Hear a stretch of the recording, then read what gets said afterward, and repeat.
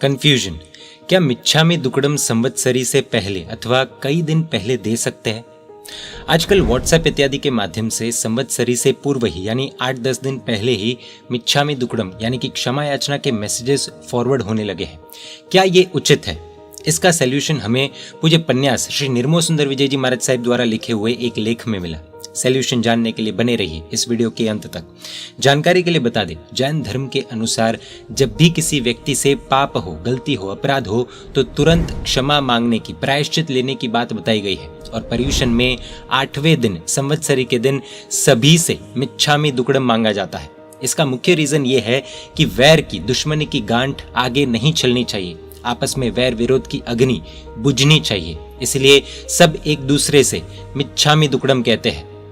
बात social media की निकली है तो गुरु भगवंत कहते हैं कि फॉरवर्ड किए हुए मैसेजेस का कोई ज्यादा अर्थ नहीं है।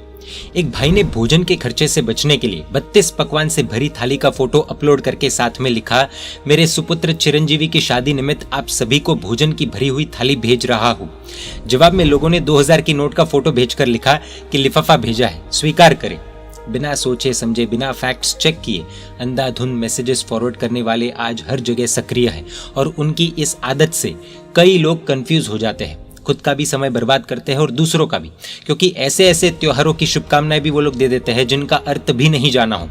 कुछ लोग तो मन ही मन गालियां भी दे देते हैं, लेकिन चेहरा हंसता रखना पड़ता है। यही सोशल मीडिया की रियलिटी है।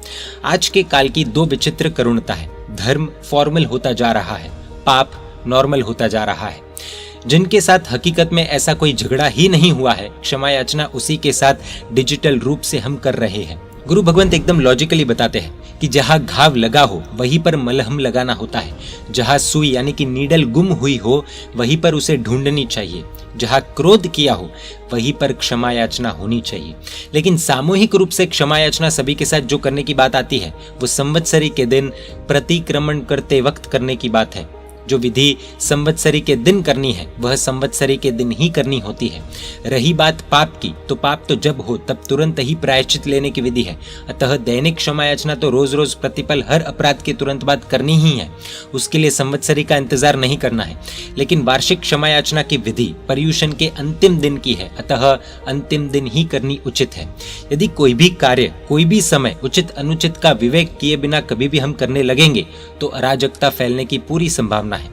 प्रवचन, पचखांड, प्रतिक्रमण इत्यादि हर एक चीज का उचित समय होता है। उचित समय पर ही उचित विधि को अंजाम देना होता है। उदाहरण के लिए कल का प्रतिक्रमण कल ही करना होगा। संवत्सरी का प्रतिक्रमण हम 8-10 दिन पहले नहीं करते हैं। जिस दिन कल्याणक हो उसी दिन हम उस कल्याणक को मनाते हैं। चैत्र सुदी 13 को प्रभु महावीर स्वामी का जन्म कल्याणक होता है, लेकिन हम 8-10 दिन पहले ही इसका वरघोड़ा नहीं निकालते हैं। ठीक इसी प्रकार जिस समय वार्षिक मिच्छामी दुक्कडम का प्रसंग हो उसी समय वो कहा जाए तो उचित माना जाएगा। बाकी जिस दिन पाप हो, गलती हो, अपराध हो, तुरंत ही प्रायश्चित स्वरूप मिच्छामी दुक्कडम कहना हो तो उसका कोई विरोध नहीं है। परमात्मा के आज्ञा विरुद्ध कुछ भी कहा हो तो मिच्छामी दुक्कडम। जय जिन शासन, जय महावीर।